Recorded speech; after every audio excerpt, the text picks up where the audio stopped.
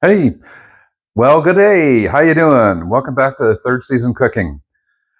So here we are, and we're heading for Americans into American Thanksgiving. Canadians, we had Thanksgiving back in October, uh, and Christmas is coming, and other events are coming, and other brunchy events are coming, and you may want to say, "Hey, let's make some bacon for a whole bunch of people," or you might just decide to make bacon for yourself. I started doing this, I don't know how many years ago now, quite a few.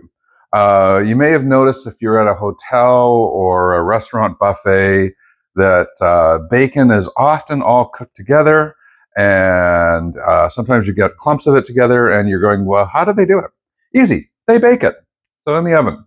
And part of what happens with bacon is if you pre-bake it, you end up with, what I end up doing is putting out bags of bacon. And what is nice about this is you can undercook it so that when you want to actually use bacon for making breakfast, it doesn't take that long because you've pre-baked it. Now, to give you an idea of this, I wanted to show you how to go through the entire process and the reason why. Let's start with this. So this is the second pan of bacon I'm going to put in, but this is going in for the first time. So this is your basic raw bacon. And into the oven it goes. Oven set to 350, and it's really dead easy. I'll show you how easy it is to lay out on a sheet. There you go. So what comes out of the oven, this has been in the oven now for 27 minutes. And it is about 2/3 of the way cooked through. So what I'm going to do is I'm just going to flip this over. Now this is a thick cut bacon. It doesn't have to be. It's just the one that was on sale this week. And I'm going to talk about sale pricing and the benefits of doing bacon this way in just a moment. And so you just flip it over, and I like to cook it a little bit longer on one side, a little bit shorter on the other, just because of the way it works. Yeah. And that's going back into the oven. Now I'm going to put this in for about, let's set the timer for 10 minutes for two reasons. One, it may or may not be ready in the next 10 minutes, so a total of 30 minutes in the oven. The advantage of it, though, is that it tells me when I've been talking too long.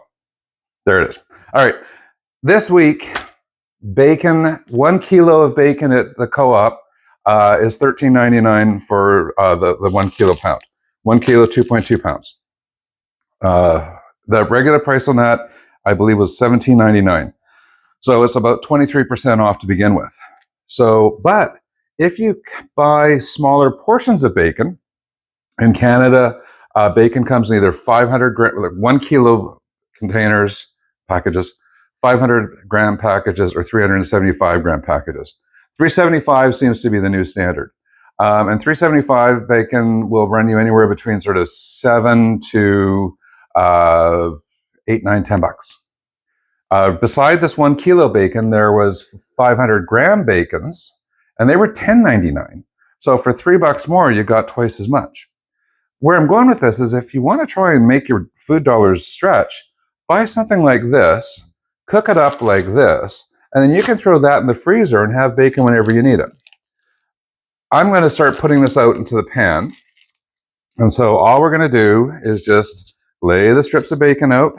Now I like to use a aluminum foil lined pan. I have friends who only like to use parchment paper pans. Whatever, you do you.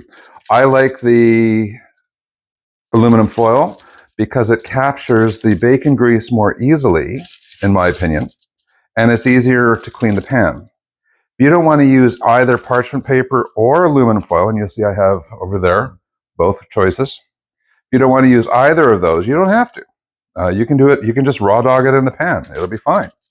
The problem I think of that is that you end up with this bacon grease in your pan, and it's kind of, my pans have all ended up where the corners get really kind of gross because of the additional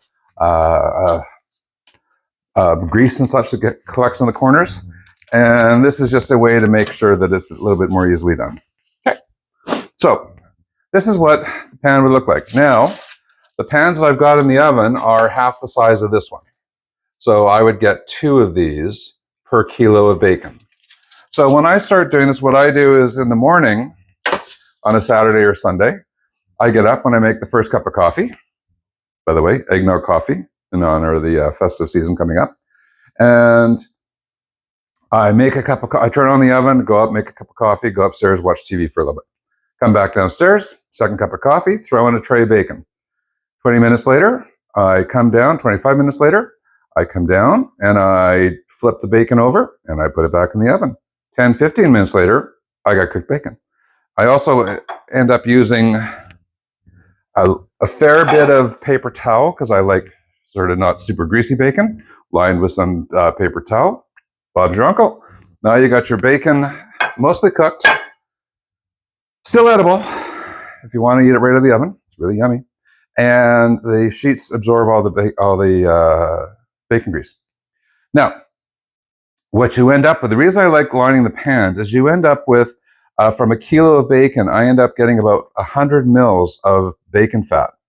And what do you do with bacon fat? You say, oh, you put it in the fridge. And then if you're making hash browns or eggs in the morning, instead of using butter or oil or both, you can use bacon grease. And this will stay in the fridge covered for, I don't know, I found stuff in there from, a couple, 3, 4 months ago, still fine. I'm not saying that that's the way you may want to do it, but you do you. My kitchen, I use a lot of things well past their best before date because I'm not throwing it away. It's good stuff. All right, where are we at here? 6 more minutes.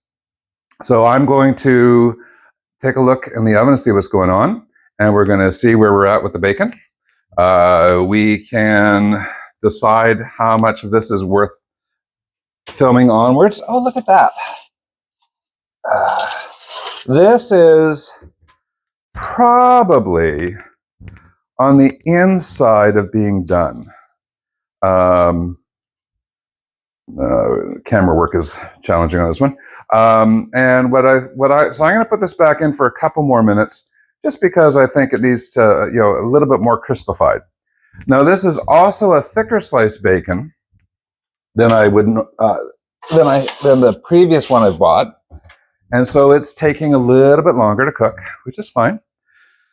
It's all part of the game. Now, so you're not going to get to see the final outcome. Oh, well, because I'm going to have to talk for another 5 minutes. You don't want to hear me talk for another 5 minutes. It's bacon.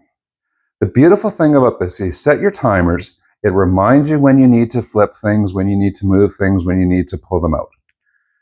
I really like timers because I don't notice the time going by. And so as a result of using timers, even for 2 or 3 minutes, if I'm doing eggs in the morning, I'll set a timer for 2 minutes, sometimes 3 minutes, because I want to get the eggs out of the pan when they're still runny for mine. And my wife likes to share her egg yolks with the dogs, so she likes hard cooked eggs yolks, so she can then give the dogs the egg yolk. And so, there's a lot of things going on. You got to try and remember stuff.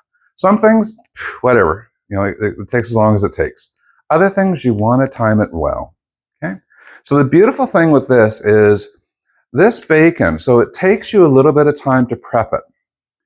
But once you've prepped it, you've got, this is 18 slices of bacon coming out of the oven because it was thick sliced. I'm going to guess if it was the regular sliced bacon, it would probably be closer to 24.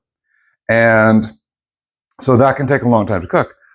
But this pops into a pan and 2-3 minutes later, you've got fully cooked bacon. You can throw this in the freezer once it's cooked, and it's fine for as long as you want to leave it in the freezer, as long as you leave your bacon grease in the fridge, I suppose. And away we go. Now, is this better, easier? I'd say yes. Is it cheaper? You bet. Because the other thing I do is I look for this bacon when it's on sale.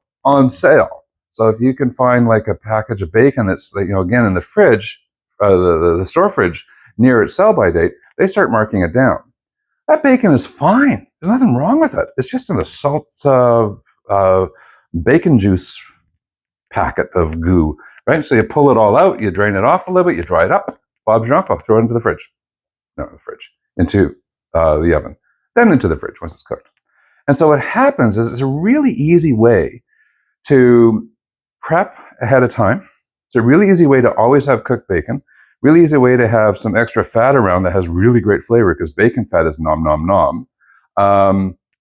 You can use either the parchment paper or the aluminum foil, and then it just pours off really nicely into the jar. If I keep talking for about another minute or two, I may actually be able to show you how to do that. And away we go. And it's one of those things where it's a really easy, yummy way to have a lot of bacon and to save money, because as we are doing our prep work like this, what ends up happening is we can buy it in slightly bigger bulk than we're used to and use it up no problem. Bacon will stay for a long time in those packages. I used to buy the 4 500-gram packs from Costco, and I wouldn't get around to using that 4th packet for like somewhere between ages and a long time. So, you know, you do you.